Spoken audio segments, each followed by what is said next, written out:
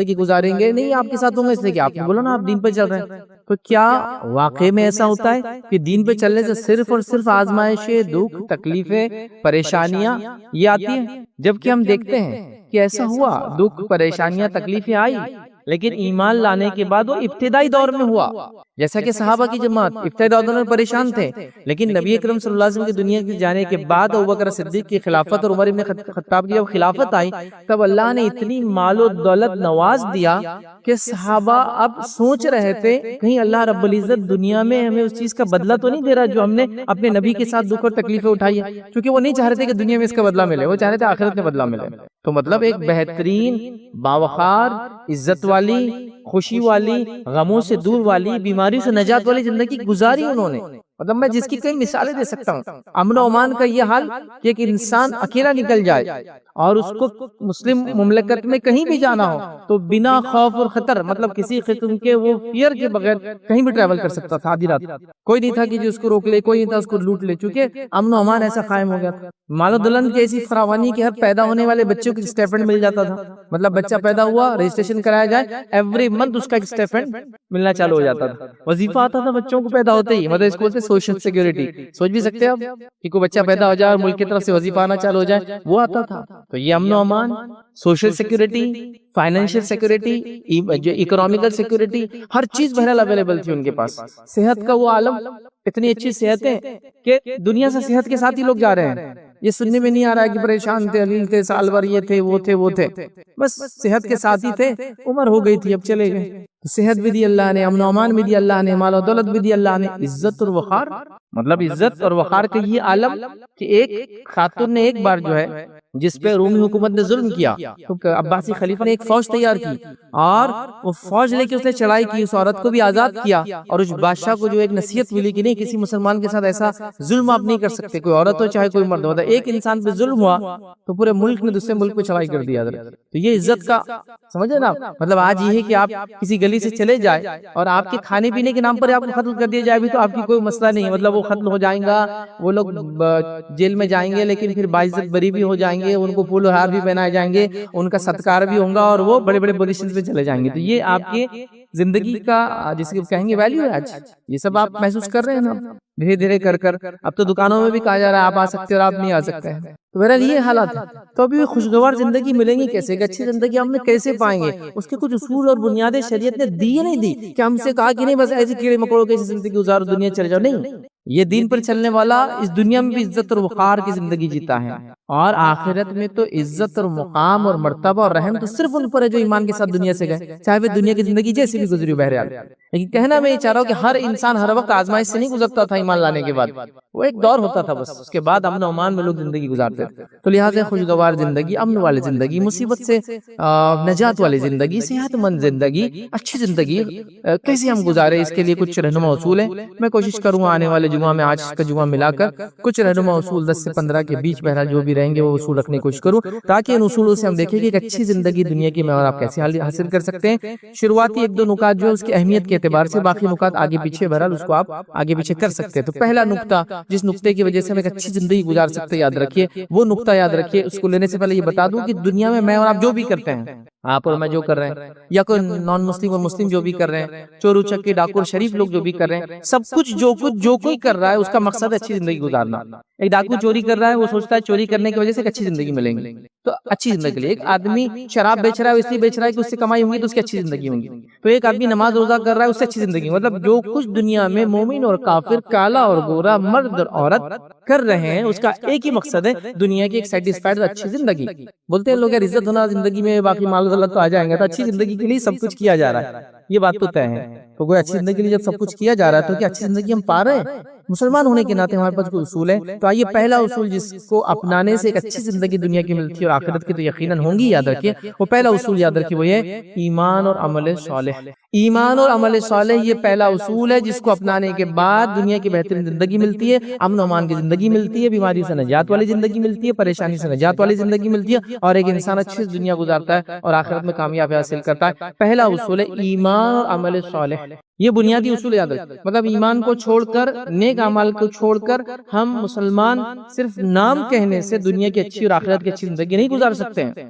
ہمیں ایمان کے ساتھ نیک عمل کرنا ہوں گے، جیسے کہ نبی اکرم صلی اللہ علیہ وسلم بتایا. مطلب ایمان ویسے جیسے آپ صلی اللہ علیہ وسلم بتایا، عمل صالح وہ جو نبی اکرم صلی اللہ علیہ وسلم بتایا. چونکہ ہم ایمان کا بھی دعویٰ کر رہے ہیں، عمل صالح کا بھی دعویٰ کر رہے ہیں. ایمان بھی اپنا من مانا، عمل صالح بھی اپنے من مانے. مطلب ایمان بھی اپنے بنا لیا کہ یہ کرے تو ایمان ہے، یہ کرے تو ایمان والا نہیں ہے. اور نیک عمل کی ہماری اپنی فہرست ہے، جس کے اندر اکثر وہ چیزیں جو بدعت اور خرافات، جس کو ہم نیکی اور اچھائی سمجھ کے کر رہے ہیں. تو لہٰذا ایمان اور عمل صالح یہ پہلا اصول ہے دنیا میں اچھی زندگی کا، اور سب سے اہم اصول ہے، اس لیے سب سے پہلے رکھ رہا ہوں. اگر ایمان نہیں اور عمل صالح نہیں ہے تو دنیا کی اچھی زندگی کوئی آدمی نہیں گزار سکتا. یاد رکھیں، اللہ رب العزت یاد رکھیے، جب انسان 40 سال کی عمر گزار چکا ہوتا ہے دنیا میں، چاہے وہ کوئی بھی انسان ہو، اسے مومن اور غیر مسلم کا مطلب غیر مومن کا فرق نہیں، اللہ تعالیٰ اس کو اپنی نشانیاں دکھا دیتا ہے کہ وہ حق ہے. وہ اس کا اپنا طریقہ ہے، وہ اس کی اپنی دلیل ہے، وہ لوگوں پر ثابت کریں گے روز قیامت. ہم کو نہیں معلوم کیسے، لیکن اللہ ثابت کر دیتا ہے کہ اسلام حق ہے، ایمان ضروری ہے. وہ اللہ کا کام ہے. تو اس عمر میں آنے تک جو ایک میچورٹی کی عمر ہوتی ہے، اللہ لوگوں کو بتا دیتا ہے حقیقت کیا ہے.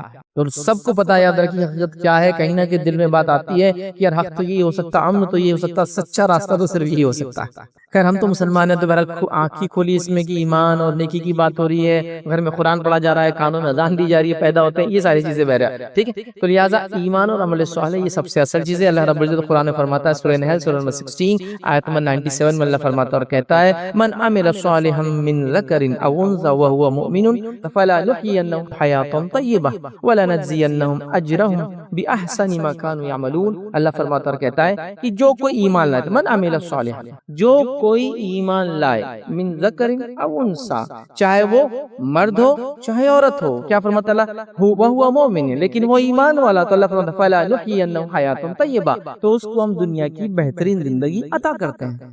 جو کہ اللہ فرما رہا ہے نیک اعمال کرے، چاہے مرد ہو چاہے عورت ہو، بشرط ہے کہ وہ ایمان والا ہو.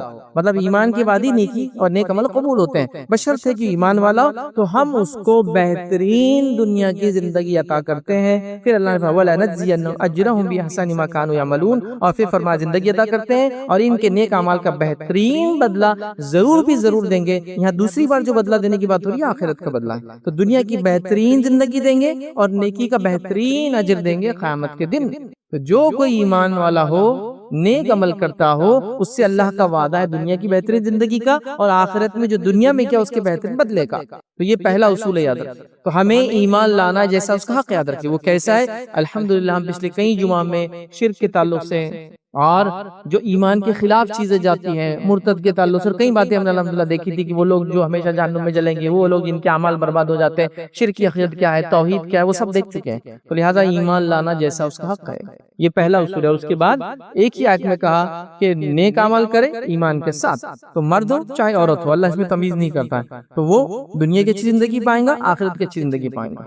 اب بتائیے میں اور آپ کیا دنیا کی اچھی زندگی پا رہے ہیں؟ تو کہیں نہ کہیں اس پہلے نقطے میں ہم کو غور کرنا ہوگا کہ ایمان میں تو کوئی مسئلہ نہیں ہے، کہیں ایمان کی خلاف ورزی تو ہم نہیں کر رہے ہیں، کہ ایسا تو نہیں ایمان کا دعویٰ تو کرے لیکن عمل صالح میں کوئی کمزوری آ گئی.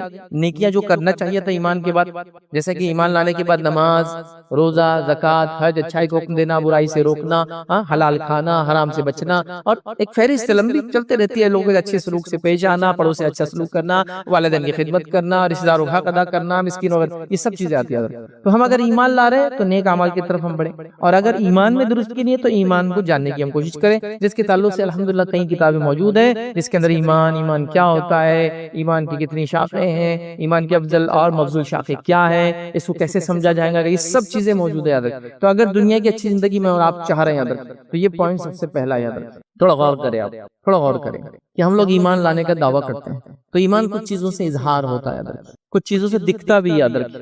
ہر چیز سے نہیں دیکھ سکتے لیکن کچھ چیزوں سے دکھتا بھی، یاد رکھیں. جیسے مثال کے طور پہ ایک آدمی ایمان کی بات کرے تو ظاہر سی بات ہے دوسری چیز ہے کہ لوگ اس کو نمازی پائے دیکھتے ہیں. اب آپ ایک مثال لے لیجیے، جمعہ کا دن ہے، جمعہ کے دن ہر تقریباً اب لاک ڈاؤن کے بعد سے ہر مسجد میں جمعہ ہو رہا ہے. تو لاک ڈاؤن میں کیا ہوگا، جو مسجد میں جمعہ نہیں بھی ہوتا تھا کیونکہ اب جانے کا مسئلہ تھا تو لوگوں نے وہیں محلے کی مسجدوں میں سے شروع کر دیا. ہر جگہ جمعہ ہوتا ہے، ہر مسجد جمعہ میں فل ہے. فل کیا؟ اوور فلو ہے، اوور فلو جاری نا، سڑکوں پہ پڑھ لے رہے ہیں، چھتوں پہ پڑھ لے رہے ہیں، ادھر پڑھ لے رہے ہیں، ادھر پڑھ لے رہے ہیں. ایکسٹینشن ہو جا رہا ہے، مطلب اس دن کے اندر مطلب اتنی مسلمان آبادی ہے، اتنی پاپولیشن ہے کہ مسجد میں اگر سب پڑھے جمعہ تو نہیں پڑتی ہے۔ اور اگر آپ کو پیک دیکھنا ہے نماز کا، پیک جو سب سے زیادہ لوگ پڑھتے تو میرے اعتبار سے میں غلط بھی ہو سکتا ہے، وہ ہے جمعہ جو رمضان کا آخری جمعہ ہوتا ہے، سب سے زیادہ لوگ اس میں نماز پڑھتے ہیں، پیک ہے وہ۔ اتنے مسلمان تو کم از کم ہے، لیکن اس دن بھی پورے لوگ نہیں پڑھتے ہیں، یہ بات میں دعوے سے کہہ سکتا ہوں، تو پیک ہے، تو اتنے مسلمان تو موجود ہے اس کا مطلب۔ اگر ایمان کا دعویٰ کرے تو پھر عمل صالح غائب ہے نا۔ دوسری چیز کیا آ جاتی ہے ایمان کے بعد؟ نماز، چونکہ جہاں بھی ایمان کا تذکرہ آئے گا اس کے بعد نماز کا تذکرہ آئے گا، اور علماء نے کئی فتاوے موجود ہے جو لکھتے ہیں ایمان کے بعد جو نماز قائم کرتا ہے اس کی دیگر عبادتیں قبول ہوتی ہے، ورنہ دیگر عبادتیں قبول نہیں ہوتی، جیسے کہ روزہ، حج، زکات تب ہوں گی جب وہ نمازی بھی ہو ساتھ میں۔ بڑے بچوں کو بولتے ہیں ارے نماز پڑھو گے، روزہ رکھ کے کیا فائدہ تمہارا؟ صحیح بات ہے، نماز بیٹے قائم کرو، اس کے بعد روزے کا عمل بھی ملے گا، زکات کا بھی اجر ملے گا، اور تمام نیکیوں کا ملے گا۔ کنڈیشن لگاتے علماء، یہ دو چیزیں بڑی اہم ہیں۔ تو لہٰذا ہم ایمان کی بات کریں تو کچھ چیزوں سے ظاہر ہونا چاہیے، لیکن ہم دیکھ رہے ہیں ہماری زندگی اس سے خالی ہے۔ تو لہٰذا پہلی چیز یاد رکھیے وہ ہے ایمان لائے اور نیک اعمال کرے، اور مختلف چیزیں یاد رکھیے نیک اعمال کے اندر جو بھی ہوتی ہے یاد رکھیے وہ کرے، جس میں نماز ہے، روزہ ہے، زکات ہے، حج ہے، اور دیگر باتیں جو میں نے آپ سے کہی تمام چیزیں اس کے اندر شامل ہے۔ اگر ہم ایمان نہیں لائے جیسا اس کا حق ہے تو دنیا کی ایک اچھی زندگی تو ہو ہی نہیں سکتی، اور آخرت میں نجات تو بھول ہی جائیے پھر، اس لیے کہ ایمان میں جس کی گڑبڑ ہو جائے، خلل ہو جائے، کمزوری آ جائے، بگاڑ آ جائے، اس کے لیے نجات نہیں ہے، اس کے لیے کوئی سکسیس نہیں ہے اس دنیا اور آخرت میں۔ ہاں دنیاوی اعتبار سے کبھی کوئی دنیا کے سٹینڈرڈز پہ ہو سکتا ہے، آپ بولے کہ یار ایمان والا تو نہیں تھا لیکن اچھی زندگی گزار لیا، کہ دولت کی، مال تھا، بیوی بچے تھے، سب کچھ تھا، لیکن یہ آخرت میں نجات کا ذریعہ نہیں بننے والا، یہ دنیا میں رہ جانے والے ہیں۔ تو آخرت میں نجات کے لیے ایمان صحیح ہونا ہمارے لیے ضروری ہے، لہٰذا ہم یاد رکھیں اپنی من مانی زندگی گزار کر دنیا میں امن اور امان نہیں پا سکتے، اچھی زندگی نہیں پا سکتے، اور آخرت میں نجات تو پا ہی نہیں سکتے۔ تو لہٰذا ہم کو سب سے پہلے کرنا ہے، جس میں سب سے اول توحید پہ ہم کو قائم رہنا ہے، اور توحید کے بعد نماز، روزہ، زکات، دیگر جو چیزیں آتی ہے اس پہ ہم کو قائم رہ کر اپنے آپ زندگیوں کو اس طرح گزارنا ہے، تبھی جا کے یاد رکھیں ہم کامیاب ہو سکتے ہیں۔ اسی کے ساتھ ساتھ میں یہ کہوں گا جب میں نیک اعمال کی بات کر رہا ہوں تو چونکہ دونوں بات آیت کے اندر آئی کہ جو نیک اعمال کرے، چاہے مرد ہو عورت ہو، وہ ہو مومن، تو نیک اعمال کی بات ہو، نیک اعمال وہی ہوتا ہے جو نبی اکرم صلی اللہ علیہ وسلم کے طریقے بھی کیا جائے۔ نیکی آپ اپنے ڈھنگ سے نہیں کر سکتے، یہ بات بھی بتانا ضروری، چونکہ لوگوں نے نیکی کے بڑے عجیب و غریب طریقے نکال دیے۔ ہم چھوٹے تھے مسجدوں میں کبھی جاتے تھے تو مسجد میں کچھ چارٹس ہوتے تھے، الحمدللہ آج کل وہ چارٹس نہیں دکھتے ہیں کیونکہ اب نوجوان سوال کرتے ہیں، چارٹس ہوتے تھے، ایسے ایسے چارٹس، عجیب و غریب اعمال اور ایسے ایسے بینیفٹس کہ اس چھوٹے ذہن سے ہم جب سوچتے تھے تو ہم کو لگتا تھا یہ عمل کر کے نجات ہے، نماز پڑھنے والے تو خامخواہ اس سے محنت کر رہے ہیں کہ بھائی آپ اگر نماز جمعہ کی نماز کے بعد یہ درود ایک بار پڑھ لے تو 80 سال کے گناہ معاف ہو جاتے ہیں۔ ایک چھوٹا بچہ تو سوچتا ہے شارٹ کٹ تو یہ دکھ رہی کہ نماز پڑھ لو جمعہ کی اور یہ درود پڑھ لو تو 80 ماہ، پھر باقی ہفتہ نماز پڑھنے کی کیا ضرورت ہے، کیونکہ وہ 80 سال کے گناہ معاف ہو جا رہے ہیں، ٹیئرز کی تو لائف بھی نہیں دیکھ رہی ہم کو۔ اچھا 2 جمعہ پالے تو 160 سال کی۔ اگر یہ کوئی کہے کہ بھائی شب قدر کے اندر یہ اجر ہے اس کا کہ 1000 مہینے جو کہ اپروکسیمیٹلی جو ہے 83 ایئرس اینڈ 4 منتھس کے اراؤنڈ ہوتا ہے، وہ 83 سال اور 4 مہینے ہو جاتے ہو، تو سمجھ میں آ رہا ہے کہ اگر رفلی بولے 80 سال کا اجر ایک رات میں ملتا ہے، سال میں ایک رات آتی ہے، سمجھ میں آ رہا ہے چونکہ ثابت ہے، لیکن یہاں ثابت نہیں وہ چیزیں منائی جا رہی ہیں۔ ایک رات آپ جاگ لے اس دن کے بعد کا روزہ رکھ لے تو 120 سال کے گناہ معاف۔ اب 120 سال لائف کس کی ہوتی ہے نا، یہ سب موضوع روایتیں ہیں کہ جو 15 شعبان کی رات پالے اس رات جاگ لے صبح کا روزہ رکھ لے 120 سال کے گناہ معاف۔ ایسی شارٹ کٹ ہے، شب قدر کی فضیلت نہیں، 1000 مہینے بھی 83 سال ہی ہوتے ہیں، 120 سال وہ بھی نہیں ہوتے ہیں، تو عجیب و غریب چیز ہے۔ تو عمل صالح کے لیے کنڈیشن ہے نبی اکرم صلی اللہ علیہ وسلم سے وہ چیز کا ثابت ہے، اس کے اصول موجود ہونا یاد رکھیں، ورنہ پھر کیا ہوگا ہم منمانی کریں گے یاد رکھیں، اور یہ مزاج ہمارا بہت بن چکا ہے۔ امام مالک رحمہ اللہ کا زمانہ ہے، ایک شخص آیا اور آ کر کہنے لگا کہ اگر میں عیدگاہ میں نماز پڑھتا ہوں اور عیدگاہ میں عید کی نماز پڑھتا ہوں تو اس سے پہلے 2 رکعت پڑھ لیے تو کیسا ہے؟ تو امام مالک نے فرمایا کہ یہ سنت سے ثابت نہیں، تو وہ نہیں مجھے معلوم سنت ثابت نہیں، کر لیے تو کیا ہوا؟ یہ بالکل ہمارے زمانے کا آدمی دکھتا ہے کہ کر لیے تو کیا ہوا سوال رہتا ہے، مطلب بھائی یہ رات ثابت نہیں، کر لیے تو مطلب ہر بار وہ کر لیے تو رہتا، کر لیے تو کیا نمازی تو ہے، وہ بھی 2 رکعت پڑھنا چاہتا تھا۔ عیدگاہ میں اللہ کے رسول صلی اللہ علیہ وسلم نماز نہیں پڑھتے، ہاں کوئی شخص عید کی نماز کے لیے مسجد میں آئے اور مسجد میں تحیۃ المسجد پڑھنا چاہے تو ایک الگ مسئلہ ہے، کیونکہ عید کی نماز اگر مسجد میں ہو رہی ہے تو، لیکن آپ صلی اللہ علیہ وسلم زمانے میں وہ میدان میں اور کھلے علاقوں میں ہی ہوتی تھی، تو وہاں آپ نے کبھی نہیں پڑھی، ٹھیک ہے؟ تو لہٰذا یہ سوال کر رہا ہے کر لیے تو کیا ہوا؟ تو امام مالک رحمہ اللہ نے بڑا پیارا جواب دیا، قرآن کی ایک آیت پڑھ کے سنائی، وہ آیت میں آپ کے سامنے رکھتا ہوں، سورہ نور آیت نمبر 63 کا ایک پارٹ ہے، وہ پڑھ کے سنائی۔ انہوں نے کہا فَلْيَحْذَرِ الَّذِينَ يُخَالِفُونَ عَنْ أَمْرِهِ أَن تُصِيبَهُمْ فِتْنَةٌ أَوْ يُصِيبَهُمْ عَذَابٌ أَلِيمٌ۔ یہ آیت انہوں نے پڑھ کے سنائی، جب اس نے یہ سوال کیا کر لیے تو کیا ہوا، ٹھیک ہے آپ سے انہوں نے نہیں کیا لیکن میں کر لوں تو انہوں نے یہ آیت پڑھی، حالانکہ نماز کا سوال تھا، اس کا ترجمہ ہے لہٰذا جو لوگ اس رسول کے حکم کی مخالفت کرتے ہیں، کیونکہ رسول نے وہ کام نہیں کیا، نماز پڑھی 2 رکعت عید سے پہلے، تو لہٰذا جو لوگ رسول اللہ صلی اللہ علیہ وسلم کی مخالفت، حکم کی مخالفت کرتے ہیں، انہیں اس بات سے ڈرنا چاہیے کہ کہیں وہ کسی مصیبت میں گرفتار نہ ہو جائے اور کہیں ان کو کوئی دردناک عذاب آ کر نہ پکڑ لے۔ جو اس نبی کی مخالفت کریں گا کوئی مصیبت نہ آ جائے یا کوئی دردناک عذاب نہ آ جائے، انہیں ڈرنا چاہیے۔ تو امام مالک نے آیت پڑھ کے اس کو سنا دی، اس کی عقل ٹھکانے آگے وہ چلا گیا۔ تو آج ہی ہم کر لیے تو کیا ہوا؟ ہاں یہ بھی تو نیکی ہے نا، ایسا کر لیے تو کیا ہوا ہے نا، اور الٹے سوالات رکھے، مطلب آپ صلی اللہ علیہ وسلم نماز ایسی پڑھی نہیں، ایسا پڑھ لیے تو کیا ہوا، مطلب ایک بالکل نیا ہے۔ تو خیر چلیے میں ایک اصولی بات آپ کو آج بتا دیتا ہوں، اس بات کو آپ ذہن نشین کر لیں تو ہمیشہ لائف میں آپ کو بینیفٹ فائدہ ملے۔ اصولی بات کیا ہے؟ عبادت میں صرف وہ کام کرنا ہے جو بتایا گیا ہے، باقی سب منع اور حرام ہے، یہ اصول ہے۔ عبادت میں صرف وہ کرنا ہے جو بتایا گیا ہے، باقی سب جو چیزیں ہیں وہ ناجائز ہوں گی اور حرام ہوں گی۔ مطلب کوئی اگر سوال کرے کہ میں نماز پڑھوں تو ہاتھ کو ایسا باندھو پیچھے، تو پھر کیا ہوں گی کہ نماز میری کھڑے قیام میں نہیں، ٹھیک ہے آپ صلی اللہ نے کیا ہوں گی کیا؟ تو عبادت میں وہی کرنا ہے جو بتایا گیا، باقی منع ہے، اور دنیا میں انہی کاموں سے بچنا ہے جس سے منع کیا گیا، باقی سب حلال ہے۔ مطلب شریعت میں عبادت میں جو چیز بتائی گئی وہی کرنا ہے، باقی حرام ہے، اور دنیا کے معاملات میں جن چیز سے منع کیا ان سے رکنا ہے، باقی سب حلال ہے۔ جیسے کہ کمائی میں کیا چیز حرام ہے؟ سود، باقی سب حلال ہے۔ وضو کن چیزوں سے ٹوٹتا؟ اتنی چیزیں، باقی سب سے وضو نہیں ٹوٹتا۔ تو شریعت نے نہیں بتایا کہ جام کھانے سے وضو نہیں ٹوٹتا، آم کھانے سے وضو نہیں ٹوٹتا، دودھ پی لے تو وضو نہیں ٹوٹتا، پیدل چلے تو وضو نہیں ٹوٹتا، ضرورت نہیں، کن سے ٹوٹتا بتا دیا، سمپل۔ تو دنیا کے معاملات اور دین کے معاملات، دین میں جو بتایا گیا وہ کرنا ہے، اور دنیا میں جس سے روکا گیا اس سے رکنا ہے، باقی دنیا میں سب حلال اور باقی ہے سب حرام۔ تو یہ اصولی بات۔ تو اب آپ رات کو جاگ کر عبادت کر رہے ہیں، بتایا گیا ہے کہ نہیں؟ دنیا میں صرف جو چیز سے منع کیا گیا، جیسا کہ جو بھی چیزیں، میں نے کمائی کے اندر سود کی بات کر لی، بات چیت کے اندر جھوٹ نہ بولے، دھوکہ نہ دے، باقی سب حلال ہے، پھر باقی سب باتیں حلال ہوں گی آپ۔ تو یہ اصولی بات۔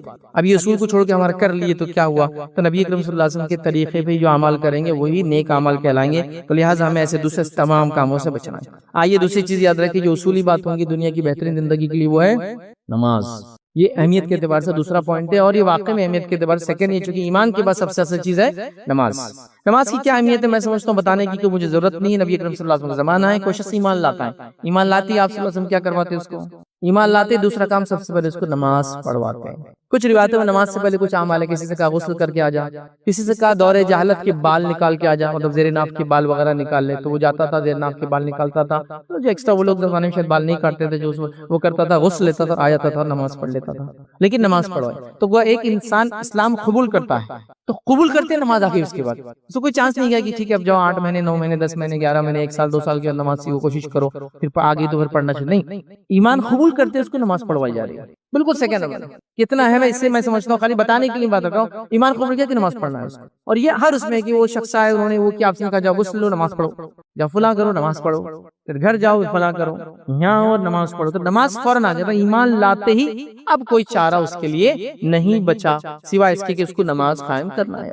ابھی کتنی افسوس کی بات ہے، دنیا کی بہترین زندگی، بیماریوں سے نجات ہم چاہتے ہیں، پریشانیوں اور دکھوں سے نجات چاہتے ہیں، فائنینشیل برڈنز جس کو کہیں گے ہم، مالی جو ہمارے پہ بوجھ ہو چکا ہے اس سے نجات چاہتے ہیں، اور رب کے سامنے ہم سجدہ ریز نہیں ہوتے ہیں، نماز قائم نہیں کرتے۔ دوسرا اصول ہے دنیا کی اچھی زندگی پانے کا، چونکہ جن لوگوں نے اس اصول کو اپنایا تھا اپنی زندگی میں، یاد رکھیں جو اللہ کے سامنے جھکے تھے دنیا ان کے سامنے جھکی ہے، یہ تاریخ اس کی گواہ ہے۔ جو رب کے سامنے جھکے دنیا ان کے سامنے جھکنے سے مراد یہ نہیں کہ سجدہ کی، جھکنے سے مراد یہ کہ ان کی ماننا پڑی دنیا کو۔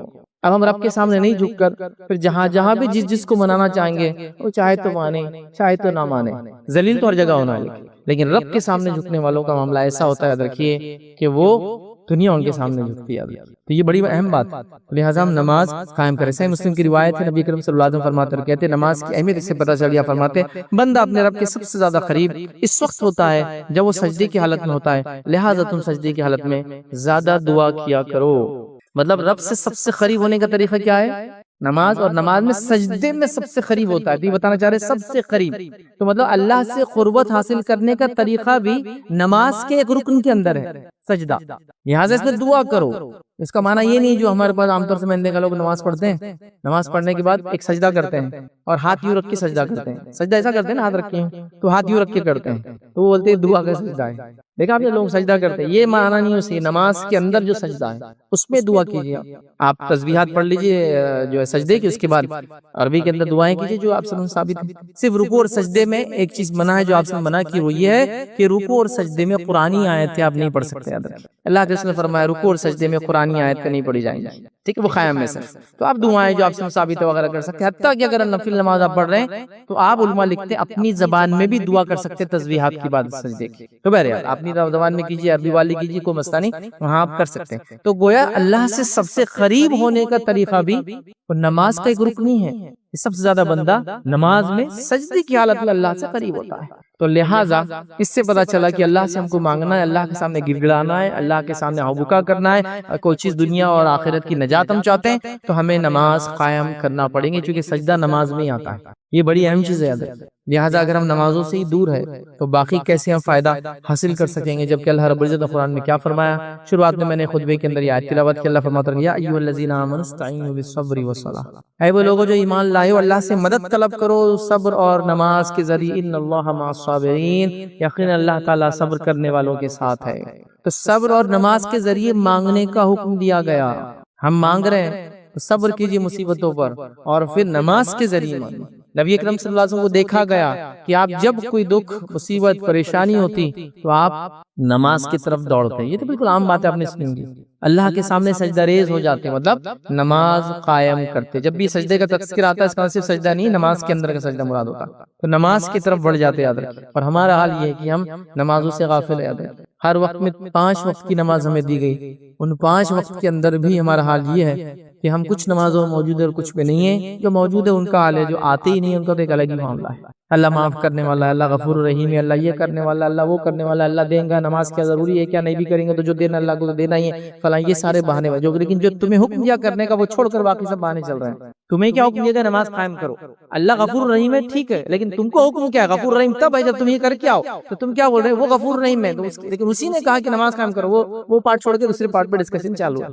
تو اللہ کے لیے اگر دنیا کی بہترین زندگی ہم چاہتے ہیں تو ہم نمازی بن جائیں. خالی ایک میری بات کو سنیے، ایک مثال کے طور پر سمجھنے کے لیے. خالی ایسا سمجھیے کہ قوم ہے وہ جاگتی ہے یا سو رہی ہے. دیکھو جاگتی سو رہی بول تو بستر پہ سونے والی سلیپ وہ نہیں بول رہا ہوں میں. قوم باشعور ہے، قوم سمجھدار ہے، قوم دنیا کو جانتی ہے. یہ قوم کو الو نہیں بنایا جا سکتا ہے نا جاگ رہی اس سینس میں. تو قوم جاگ رہی ہے اور سو رہی ہے. اس کا پیمانہ اگر خالی آپ کو لگانا ہے تو آپ اندازہ لگائیے. ایک سوچی خالی ٹھیک ہے، ایسی بستی اور ایسا علاقہ جہاں سارے مسلمان نماز پڑھتے ہیں، ہر وقت کی نماز پڑھتے ہیں. قوموں پر کیا تصور رہیں گے ایسی قوم کا جو آدھی رات کو بھی جو ہے مسجد کی طرف جا رہی ہے، دن میں مسجد کی طرف جاتی ہے، رات ہونے پر بھی مسجد کی طرف جاتی ہے. یہ قوم کے بارے میں وہ سونے والی قوم تصور بھی کر سکتے ہیں کبھی؟ وہ سمجھ جائیں گے قوم جاگ رہی ہے. جب یہ نمازوں میں اتنے جمع ہو جاتے دیکھا اس میں کتنے جمع ہو سکتے ہیں. دوسروں کو بتائیے کہیں جمع نہیں ہو سکتے. جو اپنے رب کے سامنے جمع نہیں ہو سکتے دنیا میں اور کہاں جمع ہوں گے؟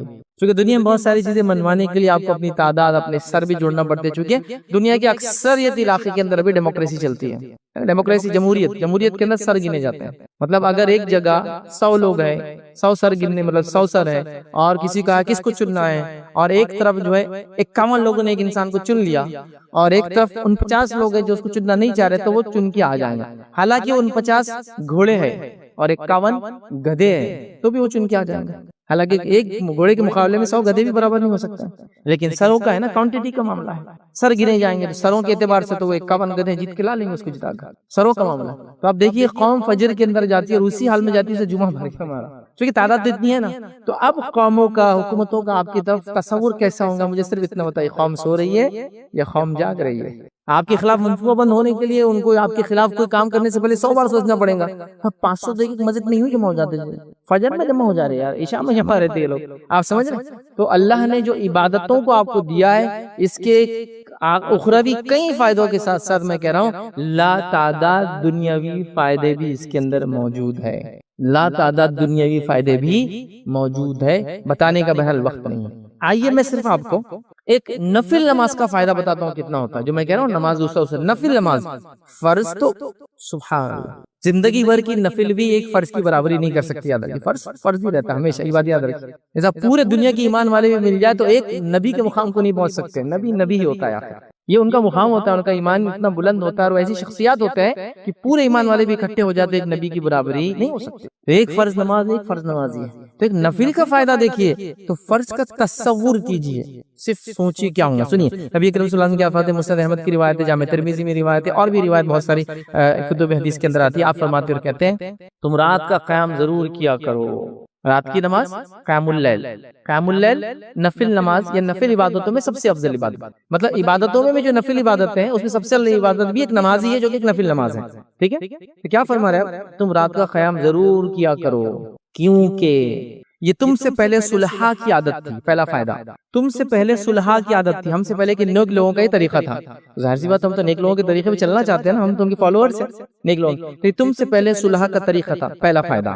پھر فرمایا اور رات کا قیام اللہ سے قریب کرتا ہے, دوسرا فائدہ. تیسرا فرمایا اور گناہوں کو مٹاتا ہے, تیسرا فائدہ. پھر فرمایا برائیوں سے روکتا ہے, چوتھا فائدہ. اور پانچواں فائدہ کیا ہے معلوم آپ کو, جس سے سب پریشان ہیں وہ یہ, اور جسمانی بیماریوں کو دور کرتا ہے. 5 فائدے. ایک نفل عبادت کے 5 بینیفٹس. پہلا نیک لوگوں کا طریقہ, اور ہم نیک لوگوں کے طریقے پہ چلنا چاہتے جو ہم سے پہلے چلے, انبیاء اور جو ہے صدیقین شہداء اور صالحین, جو ان کا طریقہ تھا, تو ہم اس پہ چلتے. پہلا فائدہ. دوسرا ہے رات قیام اللہ سے قریب کرتا ہے, مطلب ایک قوم کو اور ایک بندے کو اللہ سے قریب ہونا ہے تو رات کا قیام کرے. بڑا اسپیشل ٹائم ہے اور اللہ کو بہت پسند ہے. دوسرا فائدہ ہو گیا. تیسرا فائدہ گناہوں کو مٹاتا ہے. کون سا انسان ہے جو گناہ نہیں کرتا ہے, تو گناہ مٹانے کا سب سے بہترین طریقہ ہے. برائیوں سے دور رکھتا ہے, ہر آدمی چاہتا ہے برائیوں سے بچے, یہ عمل برائیوں سے بچاتا ہے. ایک نماز, ایک نفلی نماز ہے, یاد رکھیں, بچاتا ہے. اور 5ویں چیز یاد رکھیے, ہر دوسرا آدمی پریشان ہے, یہ جسمانی بیماریوں کو دور کرتا ہے. یہاں لفظی ہے جسمانی بیماری, یہ میں معنی نہیں سمجھا رہا ہوں کہ اس کا ایسا ہے تو علماء نے کہا. یہاں لفظی ہے کہ جسمانی بیماریوں کو دور کرتا ہے. تو آج کون سا انسان ہے جو پریشانی تمام چیز, اپنے گناہوں سے پریشان ہے, بری صحبت سے پریشان ہے, برے لوگوں سے پریشان ہے, بیماریوں سے پریشان ہے. یہ رات کی نماز ان سب سے نجات دیتی ہے, گناہوں کو معاف کرتی ہے, برائیوں سے دور کرتی ہے انسان کو, بیماریوں کو آپ سے دور کرتی ہے. کتنے بینیفٹ صرف ایک نفل نماز کے, اور یہ نماز فجر کے وقت شروع ہونے سے پہلے ہوتی ہے. اب آپ کے علاقے میں جب بھی فجر کا ٹائم شروع ہو رہا ہے اس سے پہلے یہ نماز ہوتی ہے. اس کو ہم کہیں گے عام زبان کے اندر سحر کا وقت جو ہوتا ہے نا, جب ہم اٹھتے ہیں رمضان میں, بس وہ وقت ہوتا ہے اس کا افضل وقت. پڑھنا چاہیے, کوشش کرے کہ انسان فجر کو بھی جائے, اور اس سے پہلے کوشش کرے کہ یہ بھی پڑھے اور ساتھ میں اس کے فجر بھی اس کی ہو, تو اس کو اتنا بینیفٹ ملے گا. تو ایک انسان پریشان ہے, پتہ نہیں کن کن دروں پہ جا کے سر ٹیک رہا ہے کہ میرے گناہ ختم ہو جائے, اللہ مجھ سے راضی ہو جائے, میرا فلاں معاملہ بدل جائے, میری صحبت بدل جائے, میری بیماریاں دور ہو جائے. اس کو صرف ایک نماز اپنے گھر میں پڑھنا ہے, کوئی اسپیشل مقام پہ نہیں جانا ہے, کسی سے ملنا نہیں ہے, کوئی پیسہ خرچ نہیں کرنا ہے, نتھنگ, کچھ نہیں, صرف اپنے گھر میں اٹھے اور اس وقت اٹھ کے نماز پڑھ لے, اس کو یہ سارے فائدے انشاءاللہ عزیز مل جائیں گے. یہ بہت بڑی چیز ہے, بہت بڑی چیز ہے, بہت اہم چیز ہے. لیکن بہرحال ہم لوگ دوسری جگہ ہی تلاش کر رہے ہیں کہ وہ عزت, مقام, مرتبہ کیسے حاصل ہوں گا, جو بتایا گیا ان چیزوں سے ہم بڑے غافل ہیں.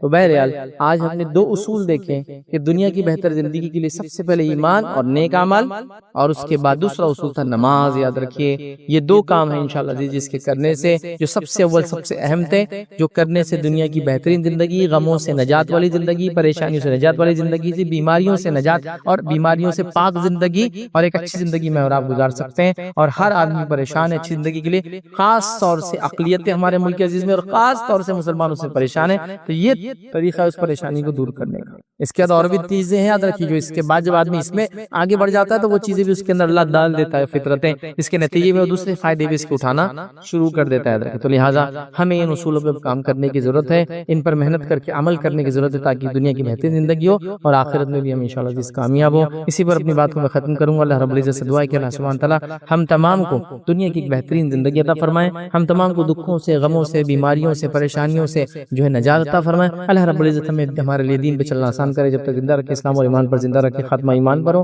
وآخر دعوانا الحمدللہ رب العالمین. سبحان ربک رب العزت عما یصفون. سکھائیں گے. تو نماز میں سب سے پہلے ہم کیا کرتے ہیں, نماز کو کیسے شروع کرتے ہیں, نیت کرتے ہیں, اور اس کے بعد نماز کو ہم شروع کرتے ہیں, ہاں اللہ اکبر بولتے ہیں نا. نماز ہم شروع کرتے کیا کرتے ہیں, اللہ اکبر بولتے ہیں. تو سب سے پہلے نماز شروع کرتے وقت کیا پڑھتے ہیں ہم لوگ, اللہ اکبر. تو بچوں سب سے پہلے نماز جب اسٹارٹ کرتے ہیں ہم ہاتھ اٹھاتے ہیں تو کیا پڑھتے ہیں, اللہ اکبر. تو ماشاءاللہ میں سمجھتا ہوں سارے بچوں کو یہ چیز، یہ کلمہ یاد ہوگا. اللہ اکبر پڑھ کے اس کو باندھ لیتے ہیں. ہاتھ باندھنے کے بعد کیا کرتے ہیں ہم پھر اس کے بعد؟ جی سورۃ الفاتحہ پڑھتے ہیں. ہاں سورۃ الفاتحہ پڑھتے ہیں. آپ اس سے پہلے اعوذ باللہ من الشیطان الرجیم پڑھتے ہیں نا، یا پھر اس سے بھی پہلے آپ پڑھنا چاہیں تو ثنا پڑھتے ہیں نا، ثنا پڑھتے ہیں. ٹھیک ہے، ثنا یاد ہے کسی کو؟ اس کو یاد ہے؟ کون پڑھے گا؟ آپ پڑھیے. سبحانک اللہم وبحمدک وتبارک اسمک وتعالی جدک ولا الہ غیرک. یہ ہے ثنا، سبحانک اللہم وبحمدک وتبارک اسمک وتعالی جدک ولا الہ غیرک. ٹھیک ہے، یہ ثنا پڑھتے ہیں. ثنا کے بعد کیا پڑھتے ہیں؟ اعوذ باللہ من الشیطان الرجیم پڑھ سکتے ہیں آپ. پھر اس کے بعد بسم اللہ پڑھتے ہیں نا. پھر کیا پڑھتے ہیں اس کے بعد؟ سورہ فاتحہ. بچوں سورہ فاتحہ بہت ضروری ہے. ہر نماز میں، ہر رکعت میں سورہ فاتحہ تو کمپلسری ہے. کچھ نمازوں میں جو رکعتیں جیسے تیسری رکعت ہوتی ہے، چوتھی رکعت ہوتی ہے، تو اس میں تو خالی سورہ فاتحہ ہوتا ہے. تو پتہ چلا اگر کوئی نماز 2 رکعت کی بھی ہے تو دونوں میں سورہ فاتحہ ہے، 3 رکعت کی تینوں میں سورہ فاتحہ ہے، 4 رکعت بھی ہے تو چاروں میں سورہ فاتحہ تو ہے ہی کمپلسری آتی ہے. ہاں ضمیر سورہ جس کو بولتے ہیں سیکنڈ سورہ آپشنل ہوتا ہے کچھ رکعتوں میں، فرض والے میں. نفل میں تو آپ کو سورہ فاتحہ کے ساتھ دوسرے سورتیں بھی پڑھنا ہے. تو ہم جو ہے سورہ فاتحہ مطلب اللہ اکبر کہہ دیا، ثنا پڑھ لیا، تعوذ اور تسمیہ جس کو بولتے ہیں اعوذ باللہ من الشیطان الرجیم بسم اللہ الرحمن الرحیم پڑھ لیا. اب کیا پڑھتے ہیں ہم؟ سورہ فاتحہ. کون پڑھ کے سنائیں گا سورہ فاتحہ؟ جی کون پڑھیں گا؟ جی پڑھیے. ہاں بسم اللہ الرحمن الرحیم الحمد للہ رب العالمین الرحمن الرحیم مالک یوم الدین ایاک نعبد و ایاک نستعین اهدنا الصراط المستقیم صراط الذین انعمت علیہم غیر المغضوب علیہم ولا الضالین آمین. اور کون پڑھیں گے سورہ فاتحہ؟ عبداللہ آپ پڑھیں گے؟ آپ پڑھیے. الحمد للہ رب العالمین الرحمن الرحیم مالک یوم الدین ایاک نعبد و ایاک نستعین اهدنا الصراط المستقیم اهدنا صراط الذین انعمت علیہم غیر المغضوب علیہم ولا الضالین آمین. دیکھیے ماشاءاللہ سورہ فاتحہ ہر نماز میں فرض ہو، سنت ہو، نفل ہو، کوئی بھی نماز ہو، سب میں ہم کو پڑھنا ہی. تو بچوں سورہ فاتحہ آپ ضرور یاد رکھیں. 7 آیتیں ہیں سورہ فاتحہ میں. اس کے بعد سورہ فاتحہ کے بعد کیا پڑھتے ہیں نماز میں؟ کوئی بھی ایک سورہ ہے نا، کوئی بھی سورہ پڑھ سکتے ہیں آپ، جو بھی آپ کو یاد ہے. کون سا سورہ پڑھیں گے؟ چلیے کوئی بتائیں گے سورہ پڑھ کے. آپ پڑھیں گے؟ ہاں پڑھیے.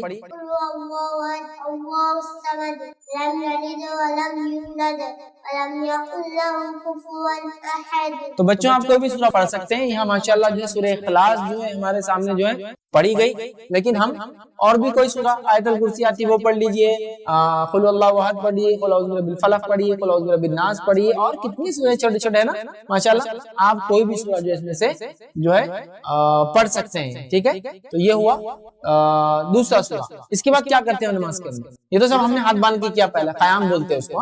اس کے بعد کرتے ہیں رکوع. بچوں کیا کرتے ہیں؟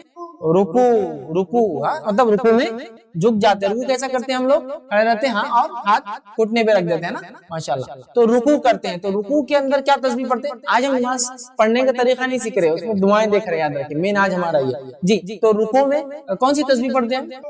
ہاں کون سی تسبیح پڑھتے ہیں؟ کون سی تسبیح پڑھتے ہیں؟ عظیم، سبحان ربی العظیم. دیکھیے بہت چھوٹی تسبیح بچوں، میں امید کرتا ہوں یہ بھی یاد ہو گئی ہوں گی آپ کو. سبحان ربی العظیم ہے نا، یہ تسبیح پڑھنا ہے، بہت آسان ہے.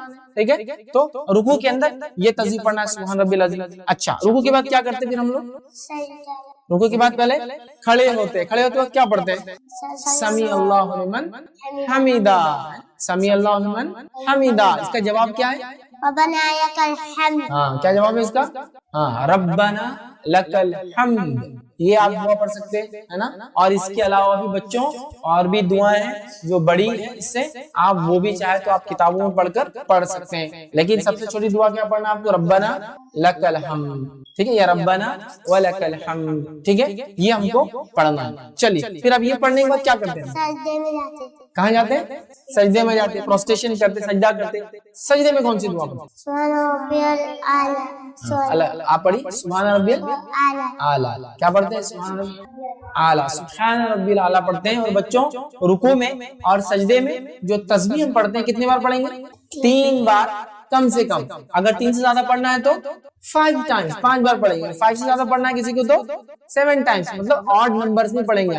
3 5 7 9 اور نمبر میں پڑھنا ٹھیک، لیکن منیمم کتنا پڑھنا ہے 3 ٹائم. اگر 3 ٹائم سے زیادہ آپ کو پڑھنا ہے، لمبی نماز پڑھنا ہے، اللہ کی تسبیح بیان کرنا تو 5 ٹائمز پڑھیے، 7 ٹائمز بھی پڑھیے ٹھیک ہے. اور سیم آپ رکوع میں کر سکتے، سیم آپ سجدے میں کر سکتے ٹھیک ہے. تو آپ سجدے سے اٹھتے ہیں، کیا بول کر اٹھتے ہیں؟ اللہ اکبر ہے نا. تو یہ اللہ اکبر تو دیکھیے آپ نے شروع میں یاد کر لیا تھا. پھر اس کے بعد کیا کرتے ہیں؟ دوسرا سجدہ کرتے ہیں. پھر سجدے میں کیا پڑھتے ہیں؟ سبحان ربی الاعلیٰ. سبحان ربی الاعلیٰ پڑھتے ہیں. دیکھو بچوں کتنا آسان ہے. یہ بھی کتنی بار پڑھتے ہیں؟ Minimum 3 Times. اس سے زیادہ پڑھنا ہے تو آپ 5 ٹائمز یا 7 ٹائمز آپ پڑھ سکتے ہیں. اب اس کے بعد پھر کیا بولتے ہیں؟ اللہ اکبر بول کر ہم کیا ہوتے ہیں؟ کھڑے ہو جاتے ہیں. پھر سے اس کو کیا بولتے ہیں؟ قیام ہے نا. پھر کھڑے ہو جاتے ہیں. اچھا کھڑے ہونے کے بعد کیا پڑھتے ہیں؟ پھر سے ہاتھ باندھتے. پھر کیا پڑھتے ہیں اس میں؟ پھر بسم اللہ الرحمن الرحیم پڑھتے ہیں اور سورہ فاتحہ. سورہ فاتحہ پڑھنے کے بعد پھر ایک کوئی سورہ. اس سورہ کے بعد پھر کیا کرتے ہیں؟ اللہ اکبر کہہ کر رکوع سے اٹھتے ہیں، سمیع اللہ لمن حمدہ، پھر ربنا لک الحمد. اس کے بعد پھر کیا کرتے ہیں؟ سجدہ. سجدے کے بعد پھر اٹھتے ہیں، سجدے سے اللہ اکبر کہہ کر پھر اللہ اکبر کہہ کر دوسرا سجدہ کرتے ہیں، پھر اٹھتے ہیں. لیکن اب 2 رکعت والی اگر نماز ہے تو 2 رکعت کے بعد یاد رکھیے، یا 3 رکعت والی بھی ہے، 4 رکعت والی بھی ہے بچوں، تو 2 رکعت کے بعد ہم کو کیا کرنا پڑتا ہے؟ قاعدہ. اور پہلے قاعدے اور دوسرے قاعدے میں تھوڑا سا فرق ہے نا. پہلے قاعدے میں ہم کو کیا پڑھنا ہوتا ہے؟ صرف کیا بولتے ہیں اس کو؟ پہلے قاعدے میں جو پڑھتے ہیں آپ التحیات. جب قاعدے میں بیٹھتے ہیں نماز میں جو نیچے بیٹھ جاتے ہیں 2 رکعت ہو گئی تو التحیات پڑھتے ہیں. کون سنائیں گے التحیات؟ کون سنائیں؟ آپ سنائیں پہلے. التحیات للہ والصلوات والطیبات السلام علیک ایھا النبی ورحمۃ اللہ وبرکاتہ السلام علینا وعلی عباد اللہ الصالحین اشہد ان لا الہ الا اللہ واشہد ان محمدا عبدہ ورسولہ. ماشاءاللہ یہ ہم نے جو ہے پہلے قاعدے میں جو پڑھتے ہیں التحیات کو سیکھا، اور یہ دوسرے قاعدے میں بچوں یہی پڑھنا رہیں گے التحیات. اب اس کے بعد کوئی اگر فجر پڑھ رہا ہے تو فجر میں تو یہ آخری قاعدہ ہوگا، ایک ہی قاعدہ ہوتا ہے. لیکن اگر مغرب پڑھا ہے تو اس کے بعد 1 رکعت پڑھیں گے، عشاء پڑھا ہے تو اس کے بعد 2 رکعت پڑھیں گے. لیکن چلو اب یہ رکعت سمجھ لو ہم نے فجر کی پڑھ رہے ہیں، تو التحیات کے بعد کیا پڑھیں گے؟ درود ابراہیم. درود ابراہیم کون سنائیں گے؟ آپ سنائیں گے ہمیں درود ابراہیم؟ اچھا درود ابراہیم کون سنائیں گے؟ آپ سنائیے ہمیں. اللهم صل على محمد وعلى آل محمد كما صليت على إبراهيم وعلى آل إبراهيم إنك حميد مجيد. اللهم بارك على محمد وعلى آل محمد كما باركت على إبراهيم وعلى آل إبراهيم إنك حميد مجيد. ہاں دیکھیں یہ تھا درود ابراہیم. یاد رکھیے یہ بہت امپورٹنٹ ہے. یہ کب پڑھیں گے آپ؟ جب 2 رکعت کی نماز پڑھ رہے اور وہ 2 رکعت آپ کی نماز ختم کرنا ہے، چاہے فجر کی فرض ہو یا کوئی نفل نماز 2 رکعت پڑھ رہے ہیں، تو اب آپ کو التحیات پڑھنا پڑیں گا اور اس کے بعد درود ابراہیم. اس کے بعد کیا پڑھتے ہیں درود ابراہیم کے بعد؟ تو بتائیں گے. ہاں اس کے بعد جو دعا کرتے ہیں اس کو دعائے معصورہ بولتے ہیں. کوئی سنائیں گا دعائے معصورہ؟ جی سنائیے آپ عبداللہ. اللهم إني ظلمت نفسي ظلما كثيرا ولا يغفر الذنوب إلا أنت فاغفر لي مغفرة من عندك وارحمني إنك أنت الغفور الرحيم. ہاں یہ ہے دعائے معصورہ. اور دعائے معصورہ پڑھنے کے بعد کیا کرتے ہیں؟ کون بتائیں گے؟ سلام پھیرتے ہیں. پہلے کس سائڈ؟ رائٹ. پھر کس سائڈ؟ پھر لیفٹ. کیا بولتے ہیں سلام میں؟ السلام علیکم ورحمۃ اللہ. السلام علیکم ورحمۃ اللہ. ہاں السلام علیکم ورحمۃ اللہ. السلام علیکم ورحمۃ اللہ. First right side then left side, دونوں طرف وہی بولنا ہے. دیکھیے بچوں کتنا آسان ہے نا. جو بچوں کو یہ اذکار نہیں آتے فوراً یاد کرے، چاہے تو آپ کے عربک ٹیچر سے یاد کرے، آپ کے والدین کو بولے بچوں دیکھو نماز ہم پر فرض ہے نا، تو ہمیں اس کو سیکھنا چاہیے. موسٹ امپورٹنٹ پلر ہے، سیکنڈ آفٹر توحید. توحید کے بعد سب سے امپورٹنٹ سیکنڈ پلر ہے، تو ہمیں نماز آنا چاہیے. میں نے بہت شارٹ میں ہم لوگوں نے مل کر جو ہے آپ کے سامنے نماز میں کیا کیا ہم پڑھتے ہیں وہ اذکار رکھنے کی بہرحال کوشش کیے. لیکن آپ کو یہ سیکھنا ہوگا، چونکہ ایسا درود ابراہیم تھوڑا بڑا ہوتا ہے، التحیات بڑا ہے، سورہ فاتحہ کے بعد دوسرا سورہ جو آپ کو پڑھنا ہے کبھی وہ بڑا بھی ہوتا ہے، اور اس کے بعد دعائے معصورہ ہے. آپ سب کو یہ چیز سیکھنا ہے بچوں. اگر نہیں آتا تو بالکل شرمانا نہیں چاہیے، ہمیں سیکھنا چاہیے.